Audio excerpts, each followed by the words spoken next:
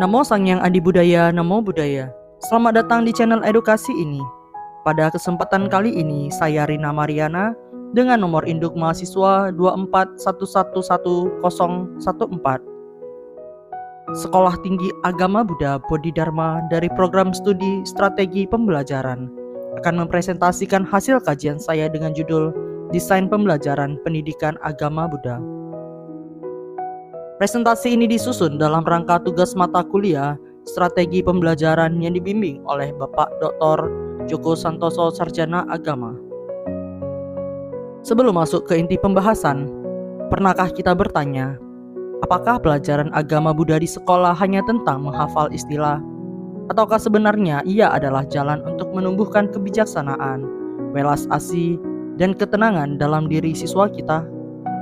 Jika ajaran Buddha adalah tentang mengatasi penderitaan dan mencapai pencerahan, maka seperti apa strategi kita agar siswa merasakan manfaat ajaran ini dalam kehidupan sehari-hari?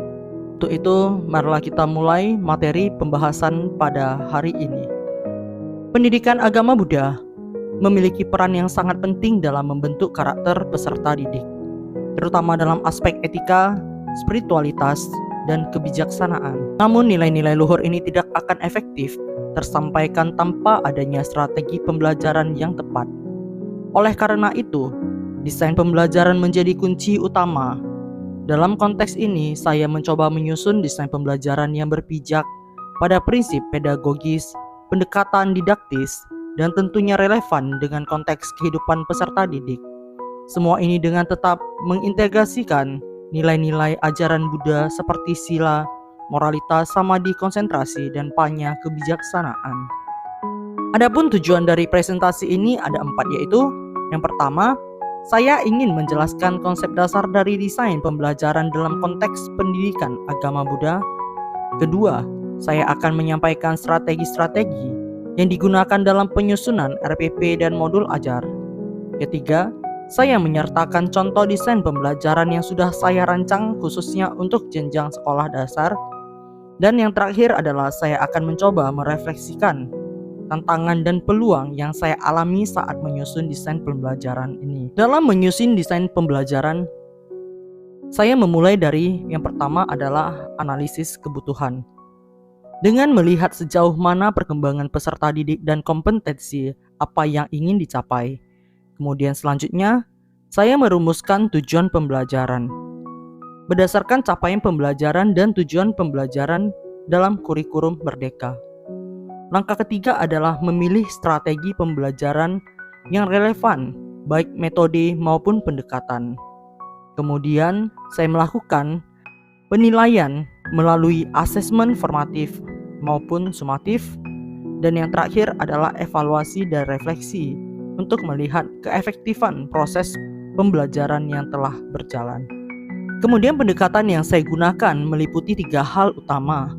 Dalam hal ini yang pertama adalah pendekatan saintifik atau 5M, yaitu mengamati, menanya, mencoba, menalar, dan mengkomunikasikan.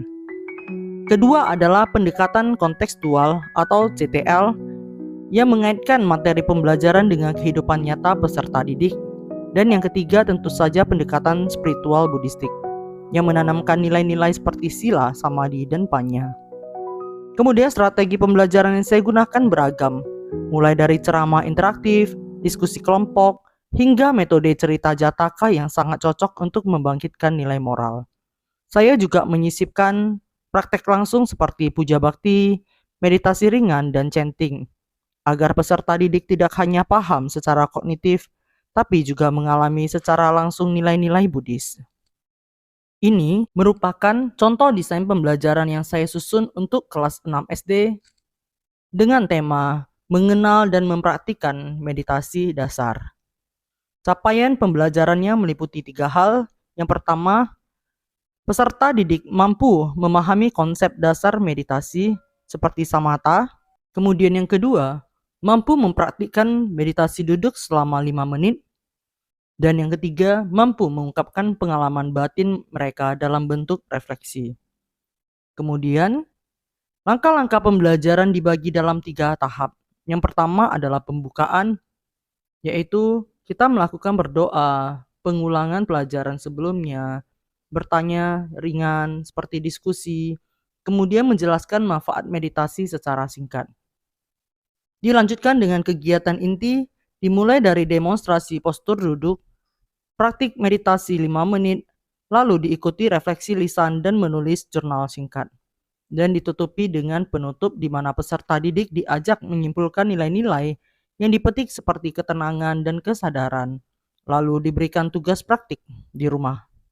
Media yang biasa digunakan berupa audio meditasi untuk anak-anak dan gambar postur duduk yang menarik secara visual, atau bahkan bisa menggunakan video-video yang berada pada aplikasi-aplikasi yang sudah sangat umum biasa kita gunakan. Kemudian, saya menggunakan atau menyediakan asesmen yang dilakukan melalui observasi singkat, refleksi tertulis, dan tanya jawab untuk menggali nilai spiritual yang mereka rasakan. Media yang digunakan berupa audio meditasi untuk anak-anak dan gambar postur duduk yang menarik secara visual, dan terkadang saya juga menggunakan video-video yang berasal dari salah satu aplikasi yang ternama. Nah, kemudian penilaiannya atau asesmennya dilakukan melalui observasi singkat, refleksi tertulis, dan tanya jawab untuk menggali nilai spiritual yang mereka rasakan. Kita juga harus mampu mengembangkan RPP dan modul ajar. Dalam pengembangan RPP dan modul ajar, saya mengikuti prinsip diferensiasi dan asesmen formatif sesuai kurikulum Merdeka saat ini. Salah satu hal penting dalam modul ajar saya adalah integrasi istilah-istilah Pali seperti meta, cinta kasih, karuna belas kasih, sila, moralitas, duka, penderitaan, dan dana, kemurah hatian. Selain itu, modul ajar juga dilengkapi dengan catatan belajar yang memudahkan peserta didik mencatat inti materi dari pelajaran yang disampaikan hari ini. Kemudian dilanjutkan dengan pertemuan selanjutnya, evaluasi formatif, untuk menilai proses belajar, penggayaan, dan remedial yang digunakan bagi peserta didik yang sudah melampaui atau belum mencapai target, serta praktek langsung yang bisa dilakukan di Bakti Sala atau Cetia untuk menanamkan pengalaman spiritual secara nyata, dan biasanya saya melakukan ini di akhir bab pembahasan. Selanjutnya adalah refleksi dan evaluasi. Selama penyusunan dan mengimplementasikan desain ini, saya menemukan beberapa tantangan. Misalnya, menyesuaikan pendekatan dengan usia peserta didik yang sangat beragam, atau keterbatasan media visual dan audio khusus untuk pelajaran agama Buddha. Bahkan, asesmen terhadap aspek spiritual dan afektif kadang sulit dilakukan secara objektif. Namun di balik tantangan itu, saya melihat banyak sekali peluang, seperti strategi pembelajaran yang baik mampu menumbuhkan karakter luhur sesuai nilai Buddhis. Kehidupan sekolah bisa menjadi ladang praktik spiritual, dan guru seperti kita tidak hanya menjadi pengajar, tetapi juga fasilitator spiritual dan teladan moral.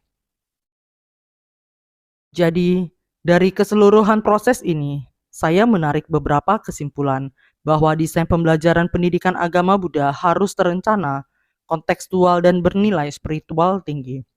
Guru memiliki peran sentral dalam menerjemahkan nilai-nilai luhur ajaran Buddha ke dalam bentuk kegiatan pembelajaran yang konkret dan bermakna. Dengan strategi yang tepat dan pendekatan yang relevan, pendidikan agama Buddha bisa menjadi ruang yang menyenangkan dan mendalam untuk membentuk peserta didik yang berkarakter luhur, bijaksana, dan penuh welas asih. Sesuai dengan kutipan Dhammapada ayat 183, Sabbapa pasa akaranang, kusalasa upasampada, sacita pariyoda panang, etang budana sasanang. Tidak berbuat jahat menumbuhkan kebajikan dan menjernihkan batin, itulah ajaran para Buddha. Semoga strategi pembelajaran yang kita rancang bukan hanya menyampaikan pengetahuan, tetapi juga menjadi ladang praktik sila, samadhi, dan panya, sehingga pendidikan agama Buddha benar-benar menjadi cahaya dalam kehidupan siswa kita. Sadu, sadu, sadu, sabi satta bawantu sukitata. Semoga semua makhluk hidup berbahagia. Namo Sang Hyang Adi Budaya. Namo Buddhaya.